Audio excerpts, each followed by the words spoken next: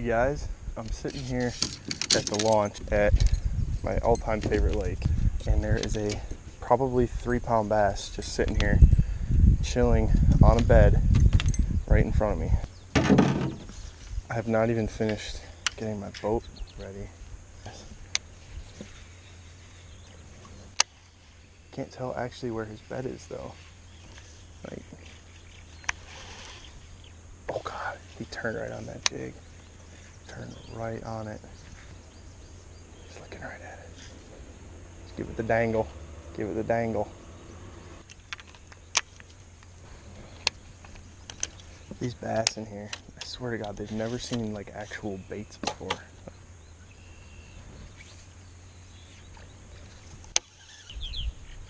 Fishing a bass. I want to catch this fish before I launch too. Oh, he's locked. He's absolutely locked. This is what I was looking for today. I was looking to catch some bass on a bed. That's a nice one. Maybe it's not 3, but it's high 2s. One of the smaller fish I would have caught in this lake, but still, it's probably a male. It's absolutely his bed right there. It's a good sign, actually. It means they're bedding all around the lake. Oh god, every time that comes through that.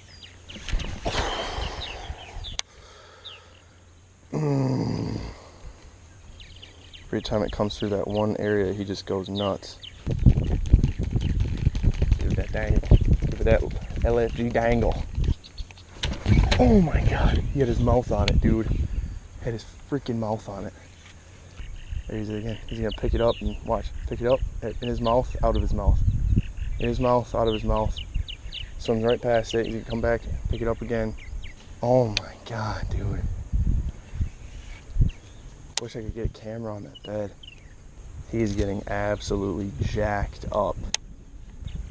There, he's coming in again. He's coming in. Got him! Yes! Yes! Oh my gosh. Dude, this is a big one. Oh my god, it's way bigger than I thought. That was 11 minutes to catch that fish. There we go. First fish of the day. Not a super giant that we're looking for, but still a very, very quality largemouth. There you go. Look, he's gonna go right back on his bed. Yep. Look at, right there. Right back on his bed. Ooh, buddy. That's a pretty damn good way to start off the day. Let's get that super giant we're after.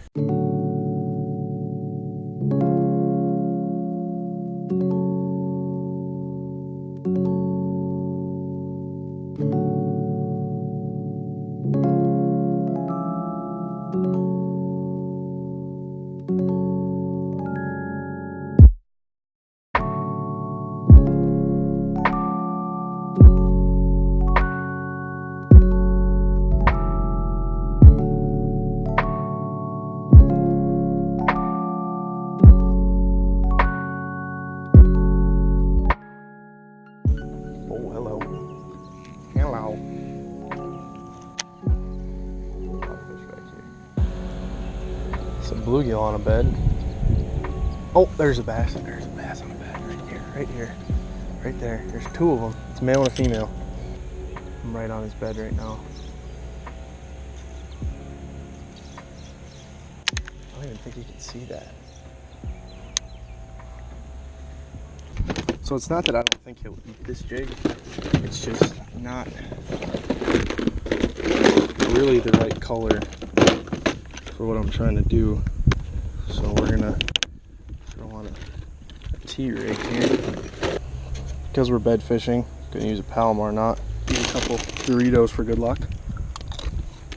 Alright, so how to do a Texas rig for bed fishing is basically the same way you do a Texas rig for anything else. These are Woo pegs, I believe they're called. Basically just bobber stops, but these are super tough. Basically you just make a loop, pinch it tight on the other end, and then bring the bobber stop up onto the line like so. So then it's just on the one line. Now because this is fluorocarbon, that kinks the fluorocarbon, so always snip that last end off. And then you want to put your Tungsten weight on there, so it slides down, hits your bobber stop. We'll take your Texas rig hook. It's a EWG worm hook. I believe this is a Gamakatsu 4/0, which is plenty. Tie a Palomar knot. So everything with bed fishing has to be just about perfect, because you're, you know, could be a big fish. This one's not huge, but there was a couple bigger ones over there. So pull the peg down, so you get your craw or whatever bait. This just happens to be the one that worked earlier, so that's what I'm gonna stick with. And this is white on the top, green on the bottom. And you're set to catch a big old bessie. He gonna come rushing in here. Watch this. Just get that right in the middle of his bed, and then just kind of let it sit. See what he does to it. There, he's coming in right now. He's coming in, looking at it. Looked away, swam past it. He's coming back around. He's looking at it again. He nose down. He just swim around it. They got a little routine. You gotta sit here and figure that out for a while. But then he'll swim away from it. So you reel it up, and you always want to go past his bed. So, and then just kind of reel that slow up to it. You bump him with your line, it's not a huge deal because he's locked. But, and just kind of twitch it right in front of his face. Then you can do the dangle. You can do the dangle. That's the dangle. Shimmies those claws a little bit.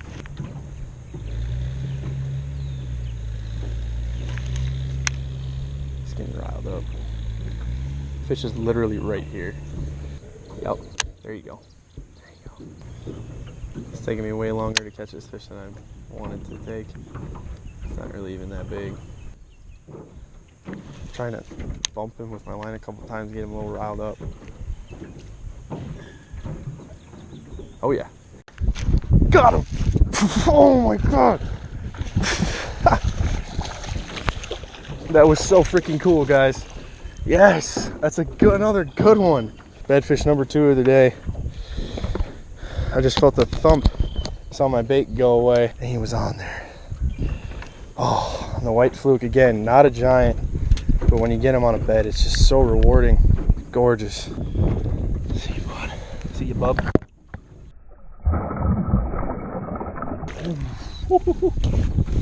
Oh, all right. Go right back on his bed. Just realized I haven't been recording for the past like 10 minutes, but basically I found her pattern. So she kind of swims off to the side here, swims around the back, and then up front. But I thought I just caught a glimpse of a different fish. I don't know if that's true, but it looked like it could have been bigger. She seemed to react best when it was just sitting there, and she just kind of swim around it.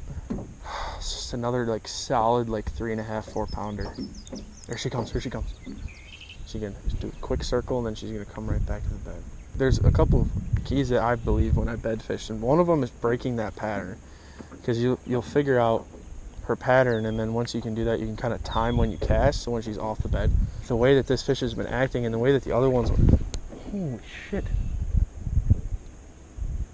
big bass just busted behind me. But what you want to do is break that pattern. So what she was doing again, she was just kind of circling around there, coming back through these lily pads, and then sitting on her bed for like 2 seconds. What she's been doing since I've been throwing this in there is she would do that circle, she'd come back, stare at that bait, and then do a really tiny circle, come back and look at it again. To me, what that means is she's reacting to it. She might not be committing to eating it yet, but she's definitely reacting to it.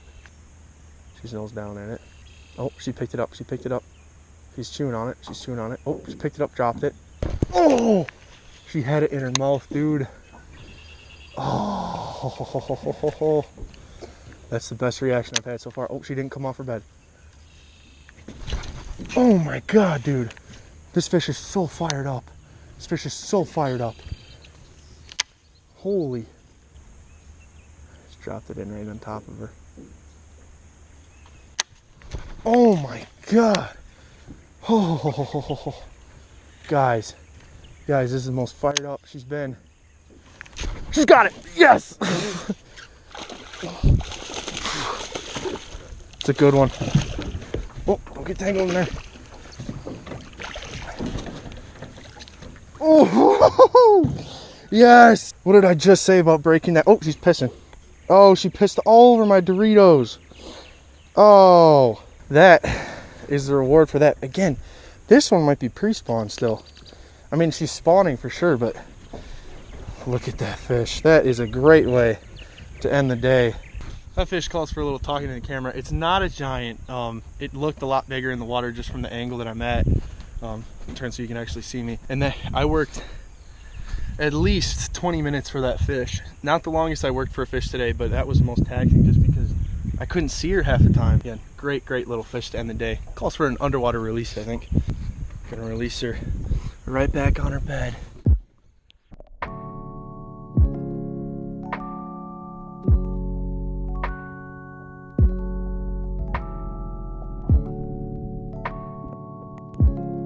She kicked off. Oh, so freaking cool, guys. So freaking cool.